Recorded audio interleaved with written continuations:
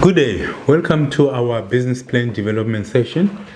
And today we are looking at seasonality. Seasonality is the change in your revenue month on month. So different businesses have different seasonalities. Like call it an ice cream business will be high in summer and low in winter. Most businesses, the demand of the product changes from season to season or month to month. So as I've indicated that, let's say you are an ice cream business, then your demand will generally be high in summer and then will be low in winter. And the opposite will apply to businesses that sell heaters, for argument's sake. The demand will be high in winter and low in summer. So you need to understand your business seasonality so that you can manage your business accordingly. Because if you don't understand your seasonality, you might have, if your business, let's say if your business is high in winter, you might buy more products in summer, then you need to keep them for longer until your peak period comes, which is in winter. But if you understand the seasonality of your product, in terms of managing your product, let's say your stock, you'll know that you keep a low stock in your low months, and then as your business peak, or as it is anticipated to peak, then you increase the stock that you buy. So it's very, very important to understand the seasonality so that you can plan accordingly. Even in when you're providing a service, if your business is not constant over a period of time, then in high period you can plan upfront to hire your temp staff, and then once you know the peak period has ended, then you go back to the normal operations with your full-time staff. So when you're doing the seasonality or when you're doing your financial projections, you also need to project your revenue based on the seasonality. Sometimes I've seen business plans that when you're developing the financial projections, they just project that they're going to do 10,000 a month for the whole year. On a monthly basis, they're projecting for 10,000 rand. But the reality is, most businesses are seasonal. There are a few businesses that are not necessarily seasonal, like your mining business. They mine throughout and they sell their resources throughout. They might not be affected by monthly seasonalities. But other than that, most businesses, their products are seasonal. Even if you're a retailer, you need to know the seasons, because certain products are bought in winter, certain products are bought in Easter, like your Easter bunny egg will be in high demand in Easter.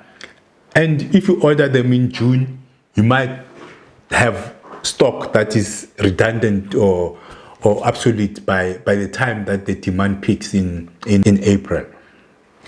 So you need to be careful, understand the seasonality of the sector that you are in, so that you can plan accordingly. Because without that, your planning might be out of sync when you are investing resources when you're not supposed to.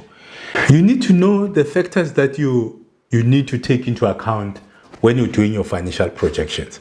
So you need to know from month 1 to month 12, which one is your lowest month in terms of percentages and which one is your highest month. So that when you're doing your budgeting, you know which month to budget the high revenue and which month to budget the lower revenue. And then sometimes, remember, your costs sometimes are variable. When you're having a high revenue, you might have to incur high cost. So if you are not taking that into account, you might run out of stock when people need products, and that will affect your business negatively.